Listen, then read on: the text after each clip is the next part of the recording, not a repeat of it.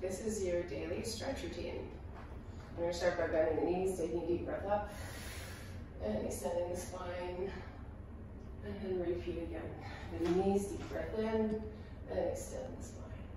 One more time, down, up, extend the spine. And when you come down, this time we're going to go down into dangle pose here. You're just going to fold the arms. You're going to allow your head to hang like so on a rope, focusing on your breath. Allowing your whole body just to let go of its tension. Start by paying attention to where your body is holding tension so that when you come back to this position at the end, you can do a consumer comparison as to whether or not there's been an improvement in the amount of tension that you're experiencing in your body.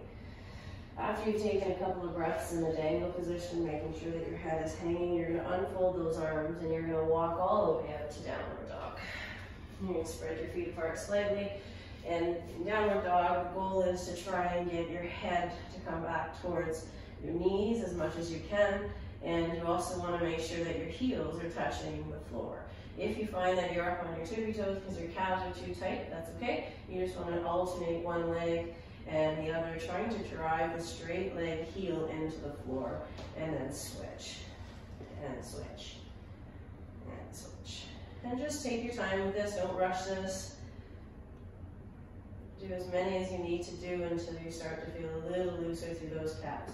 Then you're going to hold that right leg straight and the left leg bent. You're going to transfer the weight to your right arm, lifting that leg all the way up into scorpion, opening up those hips, taking another deep breath in before we bring it all the way into runner's pose. Once you're in runner's pose, you're going to start by stretching the hip flexors. You're going to drop the back knee. You're going to come up into that hip flexor stretch. You're going to reach up to the ceiling and you're going to grab the same arm as the leg that's stretching in the back and you're going to pull it over for a big side stretch. Take a deep breath in and let it go. We also have to consider rotation, so you're going to twist and you're going to try to look right around to the back of the leg, looking for that foot of your straight leg. Take another breath, hold it and let it go. Then you're going to come back to center and you're going to stretch that hamstring. If you have the flexibility, then you'll go fully through all the way into the split. If you don't have that flexibility, you just stay into the kneeling hamstring stretch. You're going to pulse that foot forward and back, and you can create circles. As you move the ankle while on stretch, you'll start to feel an increase in stretch through the back of that calf. And then you just do that until you feel that you've gained some flexibility in the hamstring. Once you're done, bring the hands back to center and then bring yourself back into your cat-cow position. What I don't want you to do is the true cat-cow, where you're coming through here and stretching out your upper back. I want you to see if you can isolate just your pelvis, working on that pelvic rocker series that we did at the very beginning, just isolating the pelvis so you can do circles with the pelvis, and you should be able to do them in both directions.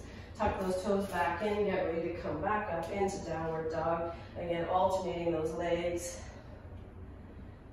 feeling the tension in the calves starting to go away. You're going to keep the left leg straight, right leg bent, come into scorpion pose, open up that hip flexor, take a deep breath in, hold it, and get ready to go into runner's pose. When you're in runner's pose, make sure that all the weight is on the heel and that you're not coming forward on your toe. So if you're not there, then just shimmy back that leg so that you get into that nice long runner's pose.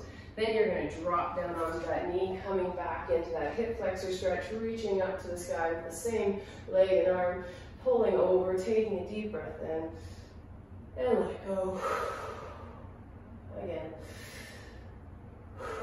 Then you're going to rotate that spine using the front lead leg as a lever to twist your spine around as you try to look for the foot in the back. Take that deep breath in, hold it, and let it go.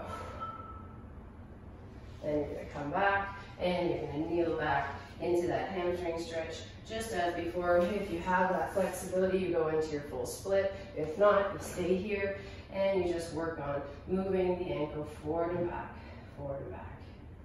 Circles, and then come back in to all fours. Move those hips up and down, circle them out, and the same the other way. Tuck the toes in, back into downward dog.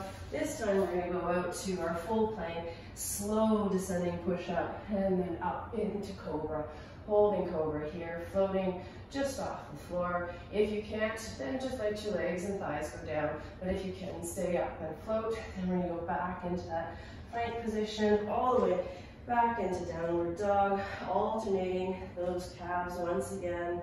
This time we're going to keep that right leg straight, left leg bent, and then this left foot is now going to come all the way forward to the right hand. And then we're going to sit down into swan, pushing your body back, making sure you're getting a good extension through your spine. And then you're going to go into your sleeping swan, feeling a nice stretch through the front hip. And naturally we have to consider rotation of the spine.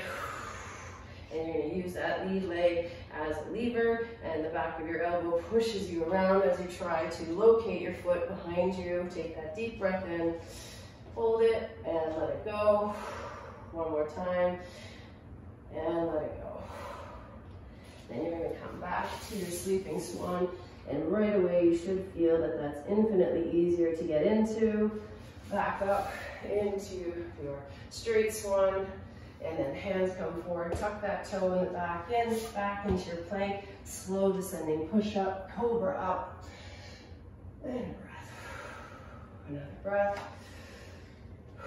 Back into your downward dog, alternate the legs, really starting to feel the difference in the tension you have in your calves, keeping the left straight, right bends, up we go, and that right leg is coming all the way to the left hand, into your straight up swan, reaching back. Now a big mistake that people make is they sit on that front leg that's bent.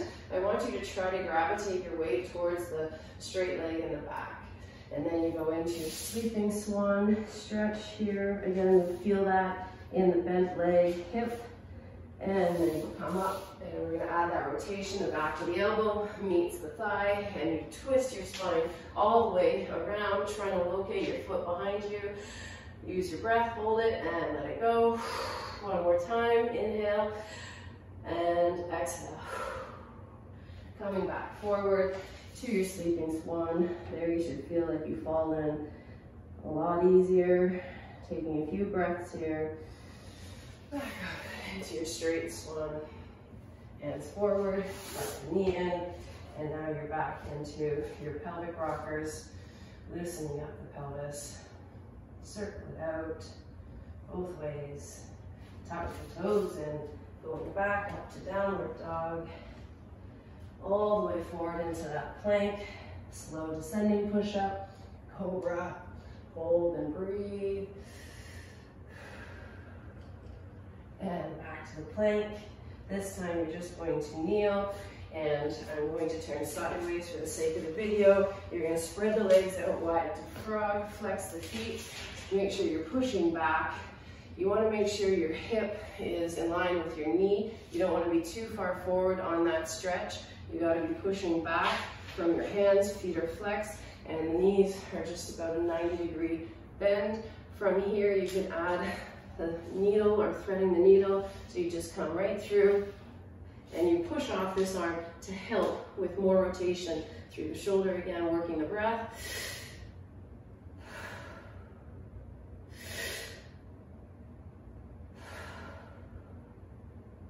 And then coming to the other side, push back, thread the needle. Use that other hand on the floor to twist your body around. You're pushing off the floor, trying to get your focus up to the ceiling. Take a deep breath in, hold, and let it go. One more time.